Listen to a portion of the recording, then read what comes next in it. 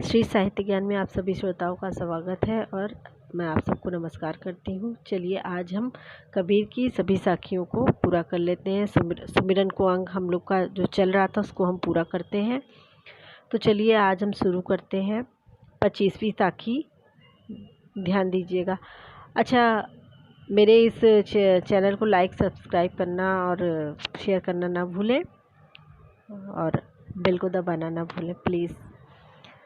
चलिए तो हम शुरू करते हैं 25वीं साखी से सुमिरन को अंक।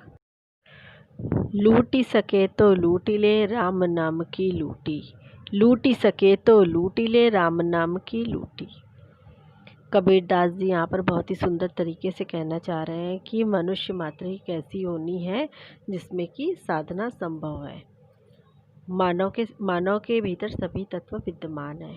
यहाँ पर अवसर मिलता है जिसमें कि तन मन और प्राण से ईश्वर की आराधना, प्रभु का स्मरण और उनकी साधना जो है एक जीवात्मा कर सकती है। इसी योनि में राम नाम की लूट है। कबीर कहते हैं कि फिर पाछे पछताओगे, फिर पाछे पछताओगे, यह तनु जहिए छूटी। जिस दिन यह शरीर जो है तन छोड़ देगा, यह आत्मा हमारी तन छोड़ देगी, उस दिन फिर तुम पछताओगे, क्योंकि तुमको फिर वो स्मरण करने का समय तुमको अवसर नहीं मिलेगा।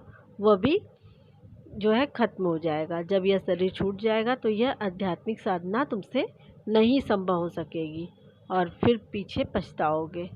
इसलिए ईश्वर का दिया हुआ यह अवसर हमें गंवाना नहीं चाहिए। लूटी सके तो लूटियो, लूट सके तो लूटियो राम नाम भंडार, राम नाम भंडार। लूटी सके तो लूटियो राम नाम भंडार। काल कंठ तय गहेगा हृदय दसों द्वार, काल कंठ ते गहेगा हृदय दसों द्वार। लूटी सके तो लूटिए राम नाम भंडार। यहाँ पर कबीरदास जी कहते हैं कि राम नाम का जो अक्षय भंडार है वह जो है जितनी तुम्हारी शक्ति है उस अनुसार तुम लूट लो।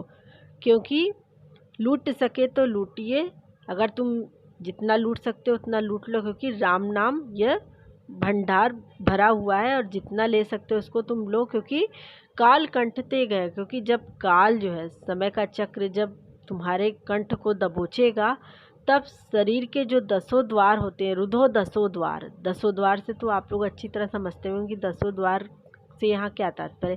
जब शरीर के दसों द्वार अवरुद्ध हो जाएंगे, बंद हो जाएंगे, तब उस समय तुम चेतना विहीन हो जाओगे, चेतना शून्य हो जाओगे और तुम राम नाम का स्मरण फिर कैसे किस प्रकार से कर पाओगे। यहाँ पर दसों द्वार से आप अगर समझते होंगे तो ठीक है, नहीं तो समझते होंगे तो हम आपको बता दे रहे हैं कि दसों द्वार से यहाँ तात्पर्य है शरीर के 10 छिद्र से। कहने का तात्पर्य है कि पहला ब्रह्मरंध्र होता है, दूसरा 2 कान, 2 नेत्र, 2 नाक और 1 मुख, 9वां है गुदा मार्ग और 10वां है मूत्र मार्ग। ये हमारे दसों द्वार होते हैं। दसों छिद्र से दसों द्वार को इंगित करते हैं। चलिए अब 27वीं साखी देखते हैं। लंबा मार्ग दूरी घर विकट पंथ बहुमार, लंबा मार्ग दूरी घर, मार्ग से मतलब मार्ग, मार्ग मतलब रास्ता। लंबा मार्ग, लंबा रास्ता है और घर दूर है। किसी पथिक का यदि घर दूर होता है तो उसका मार्ग लंबा होता है। और विकट पंथ बहुमार, और रास्ता भी बहुत दुस्तर होता है, उसमें बहुत कठिनाइयाँ होती हैं और बहुत से उसमें डाकू रास्ते में और बहुत से बटमार भी मिलते हैं।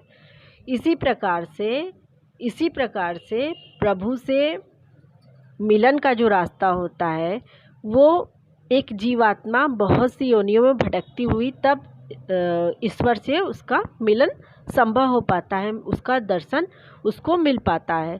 कहो संत क्यों पाइए दुर्लभ हरि दीदार। इसीलिए कबीर जी ने कहा है कि कहो संतों क्यों पाइए, किस प्रकार से जो है ईश्वर का दर्शन, हम ईश्वर का मिलन, ईश्वर से मिलन या प्रभु से हमारा मिलने का अवसर हमको किस प्रकार से मिल पाएगा। उसी प्रकार से जिस प्रकार से कि एक पथिक का घर बहुत दूर होता है और उसका जो रास्ता होता है वो बहुत कठिनाइयों भरा होता है। ठीक उसी प्रकार एक साधक को, अपने एक जीवात्मा को अपने परमात्मा से मिलने के लिए अनेक योनियों में भ्रमण करते हुए, अनेक कठिनाइयों को सहते हुए जो है उससे मिलन का रास्ता बनाना पड़ता है। मार्ग को लंबा कहा गया है क्योंकि माया के कारण वह मार्ग अत्यंत दुस्तर हो जाता है। राग, द्वेष, लोभ, मोह ये सब उसके बटवार हैं जो साधक यानी कि पथिक को या जीवात्मा को उसके जो है लक्ष्य है वहाँ तक पहुँचने में उसको बहुत दिक्कत करते हैं, विघ्न पहुँचाते हैं। और इसलिए वो कहना चाहते हैं कि अभी भी चेत जाओ और किसी गुरु की सहायता से सरल मार्ग से अपने विघ्नों को दूर करते हुए अपने लक्ष्य तक पहुँचने की प्रयत्न करो। चलिए अब 28वीं साखी देखते हैं। गुण गाए गुण ना कटे, रटे न राम वियोग। गुण गाए गुण ना कटे, रटे न राम वियोग। यहाँ पर यमक अलंकार है। गुण गाए गुण ना कटे। गुण गुण गुण गाए यानी कि गुणगान करने से, प्रभु का स्मरण करने से, उनकी भक्ति करने से हमारे जो प्रकृति के जो त्रिगुणात्मक बंधन, यहाँ दूसरे गुण से तात्पर्य है त्रिगुणात्मक बंधन से, जो त्रिगुणात्मक बंधन होता है वो कट नहीं जाता है।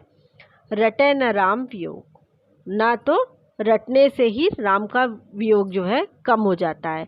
अहनिशि हरि ध्यावे, जो कि दिन रात, जो जीवात्मा दिन रात हरि का ध्यान करती है, वो भी हृदय से दिन रात जो है सुरती लगाती है, दिन रात सुरती लगाती है, वह प्रभु से उस संयोग को प्राप्त कर लेती है। और जो नहीं लगा पाती है दिन रात हृदय से उसको, वो जो है उसके लिए यह संयोग दुर्लभ बन जाता है। अहनिशि हरि ध्यावे नहीं, क्यों पावे दुर्लभ। जो दिन रात हृदय से उसका मनन कीर्तन और याद नहीं करता, वो उसको दुर्लभ संयोग ईश्वर की भक्ति का नहीं मिल पाता है। चलिए 29वीं सुमिरन को अंक की साखी देखते हैं। कबीर कठिनाई खरी, कबीर कठिनाई खरी, सुमिरता हरि नाम। सूली ऊपरी नट विद्या, गिरे न ताहि टाम। कबीर कठिनाई खरी, सुमिरता हरि नाम। कबीर कहते हैं कि प्रभु के नाम को स्मरण करने अर्थात वास्तविक भक्ति के मार्ग में बहुत बड़ी कठिनाइयाँ आती हैं। यह कठिनाई उसी प्रकार की है जैसे सूली के ऊपर नट विद्या दिखलाई जाती है।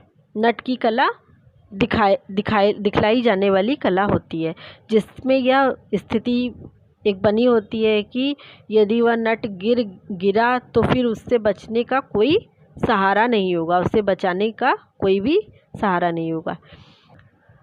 चलिए 31वीं साखी देखते हैं। कबीर राम रिझाई ले, मुखी अमृत गुण गाई। कबीर राम रिझाई ले, मुखी अमृत गुण गाई। फूटा नग ज्यो जोड़ी मन, संधि ही संधि मिलाई। फूटा नग ज्यो जोड़ी मन, संधि ही संधि मिलाई। कबीर राम रिझाई ले, मुखी अमृत गुण गाई। कहने का तात्पर्य है कि कबीरदास जी कहते हैं कि हे जीवात्मा, तू जो है अपने राम को, अपने ईश्वर को, अपने परमात्मा को जो है आकर्षित कर अपनी ओर, उसको अपने मुख से उसके अमृत गुणगान करके उसको अपनी तरफ आकर्षित कर ले। उसी प्रकार से जिस प्रकार तू उसमें मिल जा, जिस प्रकार से एक फूटा नग जो होता है उसको जोड़ करके, संधि से संधि उसकी मिला करके उसको एक जौहरी जोड़ देता है, तो उसी प्रकार जीवात्मा परमात्मा में विलीन हो जा या लीन हो जा। चलिए सुमिरन को अंग की आखिरी साखी देखते हैं। 32वीं साखी। कबीर चित्त चमकिया, चहुदिस लागी लाई। हरि सुमिरन हाथों घड़ा, बेगू लेहू बुझाई। कबीर चित्त चमकिया, चहुदिस लागी लाई। कबीरदास जी कहते हैं कि हे जीवात्मा, चारों ओर जो है विषय वासना रूपी आग लगी हुई है। चहुदिस मतलब चारों दिशाओं में, लागी माने लगी हुई है, लाई माने आग लगी है। हे जीव, उसके ताप से तेरा कबीर चित्त चमकिया। कबीरदास जी कहते हैं कि हे जीवात्मा, तेरा चित्त भी उससे चमकिया यानी कि तप्त हो उठा है, उससे तू घबरा रहा है, तू तप्त हो उठा है। लेकिन तू घबरा मत, क्योंकि हरि सुमिरन मतलब कि ईश्वर के स्मरण रूपी घड़ा जो है, रूपी घड़ा है ना, ईश्वर का स्मरण रूपी घड़ा, जल से भरा हुआ घड़ा आप तो तेरे हाथ में है, और तू इसको लेकर के अगर तू स्मरण करता है तो उससे तेरी ये आग जो है, विषय वासना रूपी आग को शीघ्र ही तू बुझाने में सफल हो जाएगा। चलिए अब हम कल से विरह को अंग साखी का जो है पाठ करेंगे। यहाँ पर हमारी ये सुमिरन को अंग साखी आज समाप्त होती है, और हम आगे जो है अच्छे से दूसरी साखी को पूरा करेंगे। ठीक है, तो हम विराम लेते हैं यहीं पे।